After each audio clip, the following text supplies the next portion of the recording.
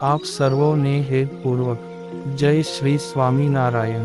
આજની સત્સંગ કથા વાર્તા નિજ મંદિર સાવરકુંડલા પવિત્ર ધનુર્માસ અંતર્ગત આજની સત્સંગ કથા વાર્તામાં આપણે શ્રીમદ સત્સંગી જીવનની કથા સાંભળશું।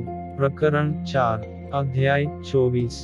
સુવ્રત મુનિ કહે છે કે, રાજન, ગઢપુરમાં નિવાસ કરતા શ્રીહરિ એક સમયે એકાંત સ્થળમાં બેસીને પોતાના અવતારનું પ્રયોજન મનમાં વિચારવા લાગ્યા। આ પૃથ્વી ઉપર કલિયુગનું બળ પામેલા દૈત્યોથી અધર્મ પરિવારે સહિત અતિશય વૃદ્ધિ પામ્યો હતો। એ અધર્મથી વંશે સહિત ધર્મ અતિશય ક્ષીણ થયો। સંત પુરુષો, દેવતાઓ, ઋષિ મુનિઓ અત્યંત કષ્ટ પામવા લાગ્યા। પૃથ્વી દેવી પણ પાપીઓના ભારને સહન કરવા માટે સમર્થ ન થઈ।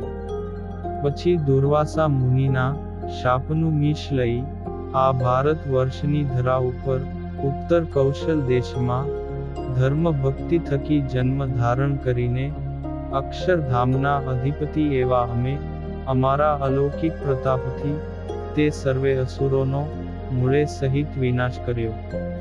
અત્યારે ભક્તિએ સહિત ધર્મ બહુ જ પોષણ પામેલ છે। સાધુ, દેવતા અને મહર્ષિ પણ પરમ સુખને પામ્યા છે। પરિવારે સહિત અધર્મ અત્યારે પૃથ્વી ઉપર કોઈ પણ સ્થળે જોવામાં આવતો નથી।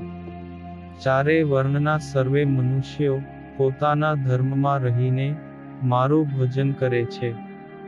અવતાર ધારણ કરીને જે કાર્ય કરવાનું હતું તે મેં સમગ્ર કાર્ય પૂર્ણ કરેલ છે। છતાંને પણ ભાવિ મનુષ્યોના કલ્યાણના અર્થે મારે અવશ્ય કાનિક કરવું જોઈએ। વળી મારા અંતર્ધાન થયા પછી મારે આશરે રહેલા ભક્તજનો નિરાધાર થશે। તે ભક્તજનોના આધાર માટે પણ મારે કનિક કરવું જોઈએ।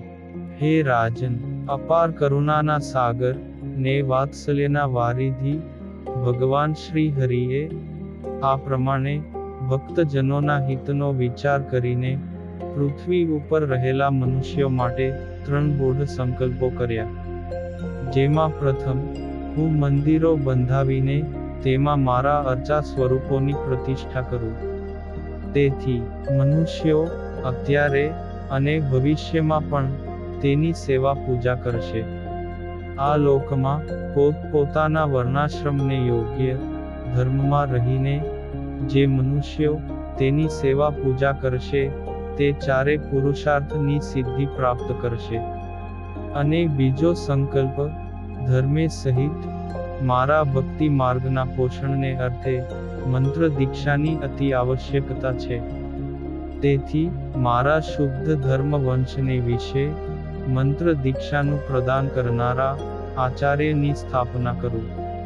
અને ત્રીજા સંકલ્પ પ્રમાણે સદગ્રંથોની રચના કરીને ધર્મ, જ્ઞાન, વૈરાગ્ય અને ભક્તિના યથાર્થ બોધને અર્થે શતાનંદ સ્વામી મારા ચરિત્રોથી સભર ગ્રંથની રચના કરશે।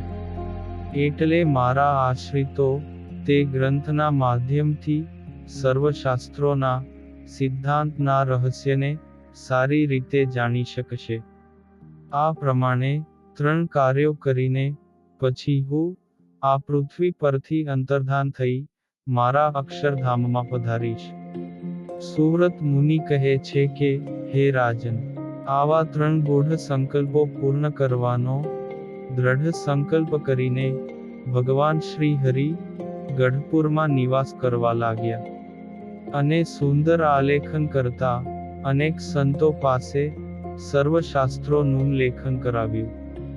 હે ભૂપતિ, આમ કરતા ભગવાન શ્રી હરિએ ચૈત્રવદી એકાદશીનો મહામહોત્સવ ઉજવી બારસના દિવસે હજારો સંતો તેમજ બ્રાહ્મણોને ભોજન કરાવી તૃપ્ત કર્યા। ઇતિ શ્રીમદ સત્સંગી જીવને નારાયણ ચરિત્રે ધર્મશાસ્ત્રે ચતુર્થ પ્રકરણે ભગવાન શ્રી હરિએ ગઢપુરમાં કરેલા ત્રણ ગૂઢ સંકલ્પોના નિરૂપણ નામે 24મો અધ્યાય સંપૂર્ણ. અને હવે પછીની કથા વાર્તા આપણે આગળના ભાગમાં સાંભળશું. અત્યારે આપ સર્વોને ભાવથી જય શ્રી સ્વામિનારાયણ.